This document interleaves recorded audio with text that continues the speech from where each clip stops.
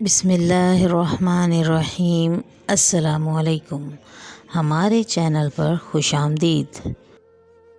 جب جب ہمیں یہ دنیا اور دنیا والے تنہا چھوڑ دیتے ہیں، حتیٰ کہ ہمارے خونی رشتے بھی ہم سے کنارہ کر لیتے ہیں، تبھی قدرت ہماری مدد کرتی ہے، ہمارے لیے آسانیاں کے راستے ہموار کرتی ہے۔ لیکن ان سب آسانیوں سے پہلے انسان کو آگ کا دریا پر سے گزرنا پڑتا ہے، تبھی جا کے کامیابیوں کے دروازے کھلتے ہیں۔ میں نے بھی کانٹے دار جھاڑیوں سے الجھتے ہوئے اپنے دامن کو اتنا سمیٹا کہ میرے لیے بھول چننا آسان ہو گیا۔ پچھلے کئی دنوں سے نانی کچھ کاغذات مجھے لا کر دیتی اور ان پر دستخط کے لیے زور دیتی۔ جب میں کاغذات کو پڑھنا چاہتی تو سختی سے روک دیتی، صرف دستخط کی جگہ مجھے دکھا کر جلدی سے کاغذات کو واپس تھام کر لے جاتی۔ مجھے سمجھ نہیں آ رہا تھا کہ نانی آخر کن کاغذات کو اٹھائے پھرتی ہیں، جن پر میرے دستخط بہت ضروری تھے اور میں ہی ان کاغذات کو پڑھنے کی اہل نہیں تھی۔ خیر، میری زیادہ سوال و جواب کرنے کی عادت نہیں تھی، خاموشی سے ان کا کہا مان لیا کرتی۔ میرے نانا نے نانی کی مرضی کے خلاف جا کر بیٹی کو بیاہ دیا تھا۔ میری ماں نے بھی بخوشی حامی بھر لی تھی۔ اس وجہ سے نانی میری ماں سے ناراض تھی۔ ماں نے کافی منت سماجت کے بعد نانی کو منا لیا تھا۔ پھر میرے بچپن میں ہی میری والدین زلزلے کی زد میں آ کر داغ مفارقت دے گئے۔ اس وقت میں نانی کے گھر پر تھی اور میرے والدین دوسرے شہر رشتہ داروں کے ہاں کسی تقریب میں موجود تھے۔ اگر میں ان کے ساتھ ہوتی تو یقیناً میں بھی موت کے گھاٹ اتر چکی ہوتی، لیکن میری زندگی لکھی ہوئی تھی، اس لیے مجھے نانی کے گھر چھوڑ کر چلے گئے۔ میری ماں کی شادی میرے نانا نے کافی دھوم دھام سے کی۔ جتنا روپیہ پیسہ تھا سب پانی کی طرح بہا دیا تھا۔ نانی کے حصے کا زیور بھی جہیز کے سامان پر لگا دیا گیا۔ نانا چند ماہ بعد ہی بیماری کی وجہ سے اللہ کو پیارے ہو گئے، جس کی وجہ سے نانی کے فاقوں کے دن آ گئے تھے اور انہوں نے لوگوں کے گھروں میں کام کرنا شروع کر دیا تھا۔ نانی دن رات مجھے یہ بات بتاتی رہتی تھی کہ آج ہم جن حالات میں بھی ہیں میری ماں اور نانا کی وجہ سے ہیں۔ کبھی کبھی تو مجھے یقین ہی نہیں آتا تھا کہ میری ماں میری نانی کی سگی بیٹی ہے۔ نانی نے میرا اسکول جانا بھی بند کروا دیا تھا۔ کہا کرتی تھی کہ لڑکیوں کی تعلیم پر پیسے خرچ کرنا پیسے برباد کرنے جیسا ہے۔ میں ایک ایسی کمزور لڑکی تھی جسے اپنے حق کے لیے آواز اٹھانا نہیں آتی تھی۔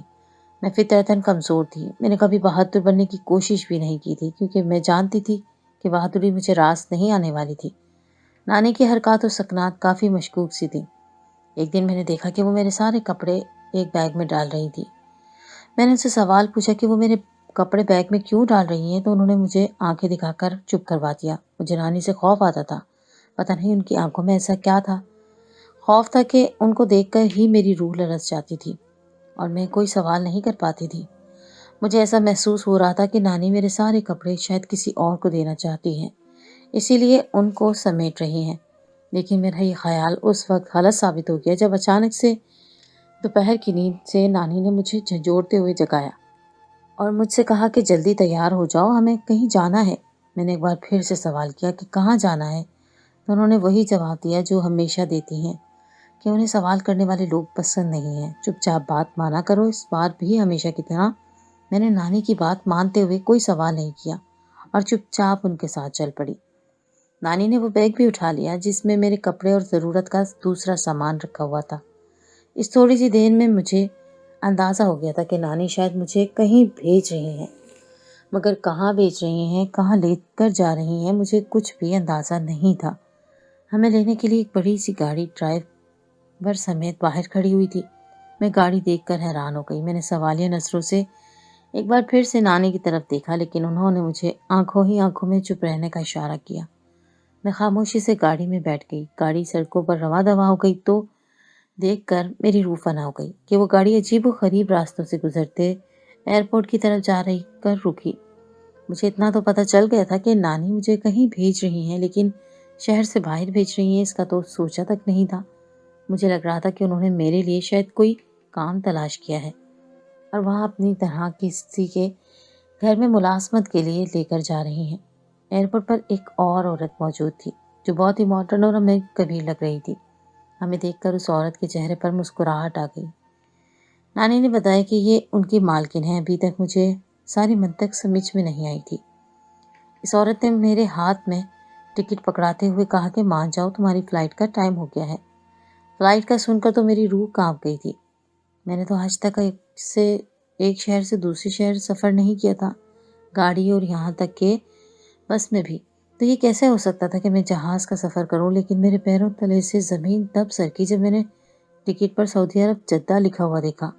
मैंने नानी से कहा कि वो मुझे सऊदी अरब भेज रही हैं। तो उन्होंने कहा कि हाँ, तुम्हारे भले के लिए भेज रही हूँ, वहाँ पर तुम्हारे लिए मुलाज़मत तलाश की है। मैं ज़्यादा पढ़ी लिखी नहीं थी, लेकिन बिल्कुल भी जाहिल गवार भी नहीं थी। मैंने मैट्रिक तक तालीम हासिल की थी। मेरी आंखों में आंसू आ गए और मैंने नानी से कहा कि नानी, क्या आपने मेरा सौदा कर दिया है और आप मुझे बेच रही हैं? मैंने इसलिए ये सब किया क्योंकि मैं जानती थी कि नानी के दिल में मेरे लिए कोई मोहब्बत और शफ़क़त नहीं है और उनकी लालची फ़ितरत का भी मुझे अच्छे से तरीके से अंदाज़ा था। अपनी तरफ से मैंने बिल्कुल ठीक बात की थी। मेरी बात सुनकर नानी को गुस्सा आ गया। उन्होंने कहा, मैं तुम्हारे भले के लिए तुम्हें सऊदीया भेज रही हूँ। इसके बाद मेरे पास बहुत से पैसे आ जाएंगे। मेरी भी घर जैसा कर काम करने से छुट्टी हो जाएगी। तुम्हें वहाँ सिर्फ एक घर में जाकर काम करना है और बस। मैंने कहा कि मुझे बाहर जाने का कोई अता पता नहीं है। मैं तो घर से बाहर भी ज़्यादा नहीं निकलती हूँ। कैसे मैं अपने मुल्क से दूसरे मुल्क जा सकती हूँ? नानी ने कहा, वहाँ मुझे लेने के लिए एक औरत आएगी। मुझे परेशान होने की ज़रूरत नहीं है। वो पाकिस्तानी औरत है, इसे उर्दू आती है और वो मुझे अरबी सिखा देगी। वो मालकिन की बहन है। मेरा दिल कर रहा था कि मैं एयरपोर्ट से भाग जाऊं, लेकिन मेरे पास फरार का कोई रास्ता नहीं था। उस औरत ने और नानी ने ज़बरदस्ती मुझे जहाज़ में सवार कर दिया। मुझे कुछ भी पता नहीं था। एयर होस्टेस मुझे हिदायत देती जा रही थी कि मुझे कहाँ बैठना है, क्या करना है, क्योंकि उसे अंदाज़ा हो गया था कि मैं पहली बार जहाज़ में सफ़र कर रही हूँ और बिल्कुल सादा सी लड़की हूँ। जब मैं जद्दा पहुँची तो मुझे कुछ भी नहीं पता था कि मुझे कहाँ जाना है और कहाँ नहीं जाना है। वहाँ पर भी मुझे जहाज़ में बैठी हुई एक पाकिस्तानी औरत ने मदद की और मुझे बताया कि मुझे यहाँ से कैसे जाना है। मुझे वहाँ खैर मकदम करने के लिए पहले से एक औरत खड़ी हुई थी।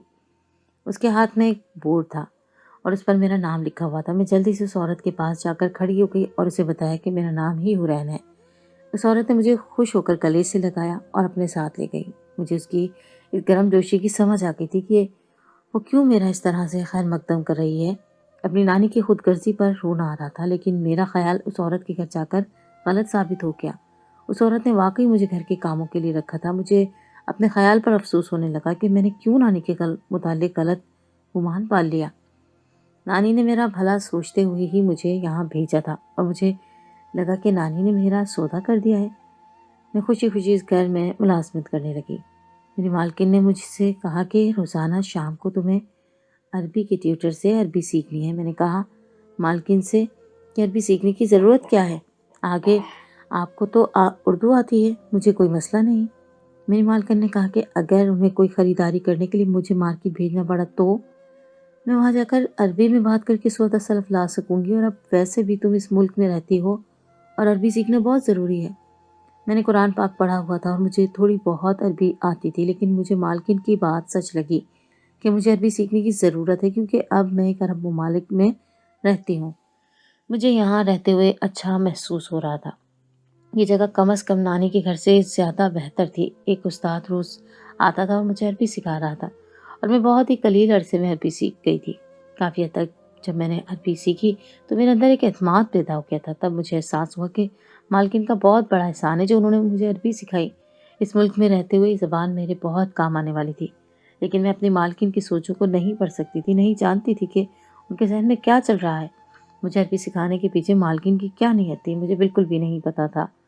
एक दिन मैंने अपनी मालकिन को अपनी नानी से फ़ोन पर बात करते हुए सुना, तो वो मेरी नानी से कह रही थी कि मैंने 5,000 रियाल तुम्हें भेज दिए हैं। इतनी बड़ी रकम का सुन के तो मेरे पैरों तले से ज़मीन खिसक गई थी। मैं मालकिन के घर का थोड़ा सा काम करती थी और उसके बदले में मालकिन मेरी नानी को इतनी बड़ी रकम भेज रही थी। आखिर क्यों? और मुलाजमा ही चाहिए थी तो अरबी मुलाजमा क्यों ना रखी? पाकिस्तानी मुलाजमा का इंतखाब क्यों किया? उस रात मुझे नींद भी ठीक से नहीं आई थी। मैं सारी रात पहलू बदलती रह गई कि आखिर इतनी बड़ी रकम मालकिन मेरी नानी को क्यों देती है। अब मुझे खटका हो रहा था, शायद दाल में कुछ काला था। अब मैं होशियार हो गई थी और मालकिन की जासूसी करने लगी थी कि वो फ़ोन पर किस किस से राब्ते में रहती है। मुझे फ़ायदा ये हुआ था कि मुझे अब अरबी भी आ गई थी। मुझे एहसास हुआ कि मालकिन को कोड वर्ड में कुछ लोगों से फ़ोन पर मालूमात शेयर करती है کبھی کبھی مجھے محسوس ہوتا تھا کہ وہ میرے متعلق بولتی ہیں۔ ایک دن اچانک مالکن نے مجھ سے کہا کہ وہ مجھے عمرہ کروانا چاہتی ہے۔ عمرے کے نام پر تو میں خوش ہو گئی اور فوراً سے تیار ہو گئی۔ ابھی تک اپنے مالکن کے ارادوں سے بے خبر تھی۔ اگر وہ مجھے کہیں اور جانے کا کہتی کہ مجھے شک ہوتا ہے، لیکن انہوں نے نام عمرے کا لیا تھا، اس سے میرے دل میں شک کی بجائے خوشی کی لہر اٹھی تھی۔ انہوں نے واقعی مجھے عمرہ کروایا، لیکن عمرہ کروانے کے لیے بعد وہ مجھے اپنے گھر میں لے کر جانے کی بجائے کہیں اور لے کر چلی گئی۔ میں نے پوچھا کہ مجھے کہاں لے کر جا رہی ہیں، تو انہوں نے کہا کہ میرا اور تمہارا ساتھ یہیں تک تھا، اب تمہیں نئے سفر پر جانا ہے۔ ایسا کہتے ہوئے انہوں نے مجھے 3 اربوں کے حوالے کر دیا، یعنی کہ مجھے بیچ دیا تھا۔ میری تو روح فنا ہونے لگی تھی۔ یہ منظر دیکھ کر، اس سے پہلے کہ میں کوئی مزاحمت کرتی، میری مالکن مجھے ان کی عربی مردوں کے پاس چھوڑ کر چلی گئی اور ان لوگوں نے مجھے گاڑی میں بیٹھنے کو کہا۔ میں مسلسل انکار کرتی رہی تو انہوں نے کہا کہ ہم نے تمہیں خرید لیا ہے اور اب ہم تمہارے مالک ہیں اور تمہیں وہی کرنا ہوگا جو ہم کہیں گے۔ یہ سن کر تو میرے سر پر آسمان ٹوٹ پڑا تھا، لیکن وہ لوگ صحیح کہہ رہے تھے کہ مجھے وہی کرنا تھا جو وہ کہہ رہے تھے، کیونکہ میرے پاس نہ اپنا ویزا تھا، نہ پاسپورٹ، کچھ بھی نہیں تھا، کوئی سامان نہیں تھا۔ تو مجھے میری مالکن کا عربی سکھانے کا مقصد بھی سمجھ آ گیا تھا کہ وہ مجھے عربی مردوں میں بیچنا چاہتی تھی۔ اس لیے اس نے مجھے پہلے سے عربی سکھائی۔ مالکن نے میری بہت بڑی قیمت لگائی تھی۔ میری آنکھوں میں آنسو آ گئے تھے۔ میرے لیے کوئی بھی انسان قابل اعتبار نہیں رہا تھا۔ وہ لوگ مجھے ایک بہت بڑے محل نما گھر میں لے کر گئے۔ مجھے بہت خوف محسوس ہو رہا تھا۔ میرا دل کر رہا تھا میں یہاں سے بھاگ جاؤں، لیکن کہاں جاتی، کوئی ٹھکانہ بھی تو نہیں تھا۔ مجھے ان لوگوں کا مقصد سمجھ نہیں آ رہا تھا کہ ان لوگوں نے مجھے کیوں خریدا ہے۔ اس طرح سے یہ لوگ مجھے اس گھر میں لے کر آئے۔ مجھے تھوڑی ہی دیر میں اندازہ ہو گیا تھا کہ کم از کم یہ میری عزت پر ہاتھ نہیں ڈالنے والے تھے۔ اگر ایسا نہیں تھا تو پھر انہوں نے مجھے کس مقصد کے لیے خریدا تھا، اور سب سے بڑھ کر یہ کہ میری اتنی بڑی قیمت ان لوگوں نے کیوں ادا کی تھی۔ لیکن جب ان لوگوں نے مجھے یہاں لانے کا مقصد بتایا اور مجھ سے وہ کام کرنے کو کہا تو میرے پیروں تلے سے زمین سرک گئی تھی۔ میں ایسا گھٹیا کام کرنے کا سوچ بھی نہیں سکتی تھی۔ ان لوگوں نے کہا کہ میرے پاس کوئی اور چارہ نہیں، مجھے ان کے کہے پر ہر حال میں عمل کرنا ہوگا، ورنہ انجام اچھا نہیں ہوگا۔ میں خاموش ہو گئی۔ ان لوگوں نے مجھے تیار کیا اور اس سے بھی بڑے محل میں لے کر آئے۔ اس محل میں ایک لڑکی بیٹھی ہوئی تھی جو دیکھنے میں بہت ہی حسین و جمیل تھی۔ انہوں نے مجھے بتایا کہ وہ مجھے اس لڑکی کے پاس چھوڑ کر جائیں گے۔ جب میں اس خوبصورت لڑکی کے پاس پہنچی تو مجھے دیکھ کر وہ بہت خوش ہوئی۔ اس نے مجھے کہا کہ مجھے اپنے لیے ملازمہ سے زیادہ ایک بہترین دوست کی تلاش تھی۔ مجھے پاکستانی لڑکیاں بہت اچھی لگتی ہیں، اس لیے میں نے اپنی ماما سے کہا کہ مجھے پاکستانی لڑکی بطور ملازمہ اور دوست چاہیے، لیکن اسے عربی آنی چاہیے۔ مجھے یقین ہے کہ یہاں بھیجنے سے پہلے تمہیں عربی سکھائی گئی ہوگی۔ بھیجنے والوں نے میں نے اس بات میں سر ہلایا اور کہا کہ ہاں، مجھے یہاں لانے سے پہلے عربی سکھا دی گئی ہے۔ میری بات سن کر مالکن بہت خوش ہو گئی۔ بعد میں مجھے معلوم ہوا کہ وہ یہاں کی ایک بہت بڑے شیخ کی بیٹی ہے اور وہ واقعی کسی شہزادی کی طرح لگتی تھی۔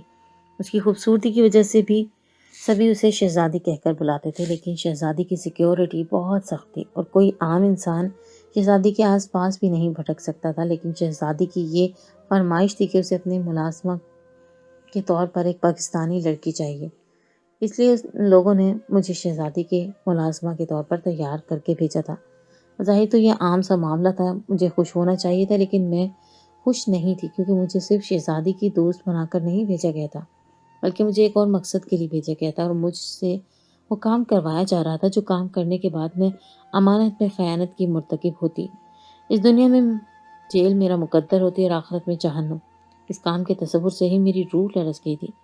شہزادی اتنی اچھی اور پیاری تھی، بہت زیادہ خلوص اور محبت والی تھی، مجھ پر کام کا زیادہ بوجھ نہیں ڈالتی تھی۔ اپنے بابا کی کمپنی میں آنر کے طور پر کام کر رہی تھی۔ شہزادی نے کہا تھا کہ اسے پاکستانی لڑکیاں پسند ہیں اور پاکستانیوں پر اسے بھروسہ بھی ہے، اور 3 عربی مرد جو مجھے یہاں لے کر آئے تھے وہ یقیناً شہزادی کے خاص لوگوں میں سے تھے، لیکن شہزادی ان کی نیت سے بالکل ناواقف تھی۔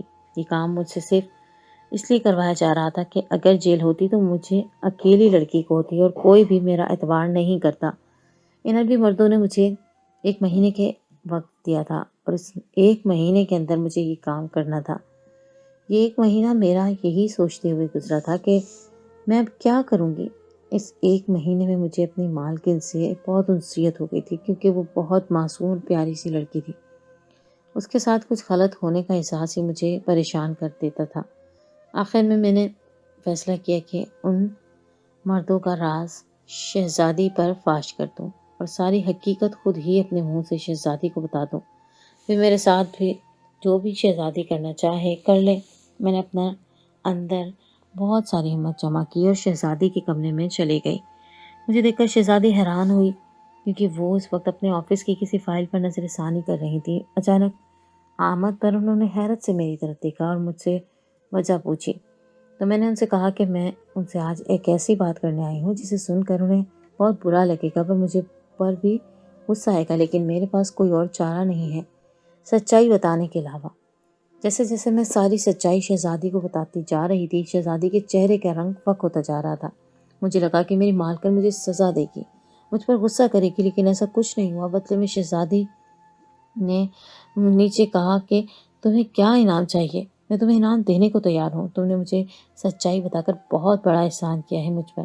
آزادی کی بات سن کر میں حیران ہو گئی، میری آنکھوں میں آنسو آ گئے اور میں نے روتے ہوئے شہزادی سے کہا کہ میرا انعام یہی ہے کہ مجھے میرے ملک واپس بھیج دیں۔ میری بات سن کر شہزادی کے چہرے پر مسکراہٹ آ گئی۔ اس نے کہا کہ اسی لیے میں نے کہا تھا کہ مجھے پاکستانی لڑکی چاہیے، کیونکہ مجھے پاکستانی لوگ بہت اچھے لگتے ہیں۔ تم بالکل بھی لالچی لڑکی نہیں ہو، مجھے اندازہ ہو گیا ہے۔ میں تمہیں تمہارے ملک واپس بھجوا دوں گی۔ شہزادی نے مجھے انعام کے طور پر بہت سارا پیسہ دے کر واپس پاکستان بھجوا دیا۔ میں نے شہزادی سے رخصت لیتے وقت کہا کہ اپنے حلقہ احباب پر نظر رکھا کریں اور اپنے ارد گرد کے لوگوں کا اعتبار نہ کریں۔ یہ تو میں تھی کہ میں نے آپ کو ساری سچائی بتا دی، اگر میری جگہ کوئی اور ہوتی تو یقیناً اس وقت آپ کا بہت بڑا نقصان ہو چکا ہوتا۔ میری بات سن کر شہزادی کی آنکھوں میں آنسو آ گئے۔ وہ خود مجھے ایئرپورٹ چھوڑنے کے لیے آئی تھی، کیونکہ وہ مجھے بحفاظت پاکستان پہنچانا چاہتی تھی۔ شہزادی نے کہا کہ تمہارا بہت شکریہ، تم نے مجھے میرے ہی ملازمین کے مکروہ ارادوں سے واقف کروا دیا۔ شہزادی نے یہ کہہ کر مجھے گلے سے لگایا اور مجھے پاکستان بھیج دیا۔ میں بہت سارا پیسہ لے کر پاکستان آ گئی، مجھے اس پیسے کی بھی ضرورت نہیں تھی، لیکن شہزادی نے کہا کہ وہ مجھے بطور انعام دے رہی ہیں۔ میں واپس آئی تو نانی مجھے دیکھ کر حیران ہو گئی۔ میں نے نانی سے کہا کہ آپ نے تو میری زندگی برباد کرنے میں کوئی کسر نہیں چھوڑی تھی، لیکن میرے اللہ نے میری مدد کی اور مجھے غلط لوگوں کے جال سے نکال کر لے آیا۔ ایسا کہہ کر میں نے پیسوں سے بھرا بیگ نانی کو دکھایا تو وہ خوشی سے سرشار ہو گئی۔ فلائٹ میں اس طرح سے پیسے لے کر آنا غیر قانونی تھا، لیکن شہزادی کی وجہ سے مجھ سے پوچھ گچھ نہیں ہوئی تھی، کیونکہ ان کا بہت نام تھا۔ یقیناً انہوں نے پہلے سے ہی اس بات کا بندوبست کر کے رکھا ہوا تھا کہ کوئی مجھ سے ان پیسوں کے متعلق سوال نہیں کرے گا۔ نانی نے کہا کہ پیسے کہاں سے آئے؟ تو میں نے کہا کہ یہ پیسے مجھے اس کی شہزادی نے دیے ہیں، جس کو جان سے مارنے کے لیے آپ سب نے مجھے سعودی عرب بھیجا تھا۔ میری بات سن کر نانی حیران رہ گئی۔ نانی نے کہا مجھے اس بارے میں کچھ نہیں پتا، میں نے تو تمہیں روزگار کے لیے وہاں بھیجا تھا۔ میں نے نانی کو بتایا کہ جس عورت کے گھر میں تو انہوں نے مجھے ملازمت دلوائی تھی، اس عورت نے مجھے 3 عربی مردوں کے پاس بھیج دیا تھا، اور وہ لوگ مجھے ایک جگہ پر لے گئے اور مجھے کہا کہ مجھے شہزادی کے ساتھ سائے کی طرح رہنا اور پھر انہی کے کھانے میں زہر ملا کر انہیں جان سے مار دینا ہے۔ شہزادی کی سیکیورٹی بہت سخت تھی، لیکن وہ بہت معصوم تھی اور مجھ پر کسی قسم کا شک نہیں کیا گیا تھا، کیونکہ میرا تعلق سعودی عرب سے اور ان کے حلقہ احباب سے نہیں تھا۔ میں بالکل انجان لڑکی تھی، اس لیے مجھے رکھا گیا تھا۔ میرا خاص طور پر انتظام کیا گیا تھا، اور وہ عورت اتنے سارے پیسے آپ کو صرف اس لیے بھجوا رہی تھی کہ اس کو آگے سے بھی بہت سارے پیسے مل رہے تھے جو کہ حرام کے تھے۔ نانی کی سمجھ میں میری باتیں زیادہ نہیں آ رہی تھی، انہیں صرف پیسہ سے دلچسپی تھی۔ نانی اتنا سارا پیسہ دیکھ کر خوش ہو گئی۔ میں نے آدھا پیسہ ایک پراپرٹی ڈیلر کو دیا اور رہائش کا اچھا بندوبست کر لیا۔ میں نے 2 منزلہ گھر خریدا تھا، یہ گھر بہت بڑا تھا۔ اوپری منزل میں اپنی نانی کے ساتھ رہنے لگی اور نچلی منزل میں نے کرائے پر دے دیا تھا تاکہ ہماری ماہانہ آمدنی آ سکے، اور جو باقی کا پیسہ میرے پاس بچا تھا میں نے سوچا کہ میں اس پیسے سے کوئی کاروبار شروع کروں۔ میں بہت زیادہ پڑھی لکھی نہیں تھی، میں نے میٹرک تک تعلیم حاصل کی تھی، لیکن میرا ذہن اب تیز ہو گیا تھا۔ میں اتنے بڑے تجربے سے گزرنے کے بعد وہ سادہ سی لڑکی نہیں رہی تھی، میں کافی ہوشیار ہو گئی تھی۔ شہزادی نے جو پیسہ مجھے بطور تحفہ دیا تھا وہ شہزادی کے لیے تو مشت برابر تھا، لیکن میرے لیے وہ اتنا زیادہ تھا کہ میری ساری زندگی بغیر کمائے آرام سے گزر سکتی تھی۔ میں نے سوچا کہ میں اکیلی لڑکی کوئی کاروبار نہیں کر سکتی ہوں، اس لیے میں نے اپنی ایک استانی کی مدد لی جن پر مجھے بھروسہ تھا۔ میری استانی نے کہا ہم ایک اسکول کھول لیتے ہیں۔ میں نے اپنی استانی کو بتایا کہ میں تعلیم ادھوری چھوڑ چکی تھی، مجھے ان باتوں کا تجربہ نہیں ہے، لیکن میری استانی کے والد کاروباری انسان رہ چکے تھے، اب ریٹائرڈ تھے اور انہوں نے سارا بیڑا اٹھا رکھا تھا۔ ہمیں اپنے اسکول کے لیے تجربہ کار اسٹاف مل گیا تھا۔ میری استانی کے والد نے سارا انتظام کیا اور سارا نظام بہت اچھے طریقے سے چلایا۔ اس طرح ان کا بھی روزگار چل گیا اور میری بھی مدد ہو گئی۔ بالآخر میں غربت کی چکی سے نکل آئی تھی۔ اللہ نے میری نیک نیتی کا مجھے صلہ دیا تھا۔ کچھ ہی عرصے بعد میری نانی کا بھی انتقال ہو گیا۔ نانی کے انتقال کے بعد میں بالکل تنہا ہو گئی تھی اور افسردہ بھی ہو گئی تھی۔ وہ جیسی بھی تھی مجھے بہت عزیز تھی، بس ان کی فطرت میں لالچ بہت تھا۔ اس کے بعد مجھے صبر آ گیا اور میں اپنے گھر اور اپنے کاروبار کو دیکھ کر بہت خوش ہوئی تھی۔ پھر ایک دن اچانک شہزادی نے مجھ سے رابطہ کیا۔ انہوں نے مجھے بتایا کہ انہوں نے ان تینوں مردوں کو جیل بھجوا دیا ہے اور اب ان کی پراپرٹی کی ڈیل اچھے سے ہو گئی ہے۔ اصل میں شہزادی کے والد کا انتقال ہونے کے بعد کمپنی کا سارا کام شہزادی نے سنبھال رکھا تھا۔ وہ آنر کے طور پر کام کرتی رہی تھی، مگر شہزادی کے کچھ رشتہ دار اس کی دولت ہڑپ کرنا چاہتے تھے، پراپرٹی کے کاغذات تک رسائی حاصل کرنا چاہتے تھے اور خود اس پر اس ساری جائیداد کے وارث بننا چاہتے تھے، اور ایسا تب ہی ممکن تھا جب شہزادی کو موت کے گھاٹ اتار دیا جاتا۔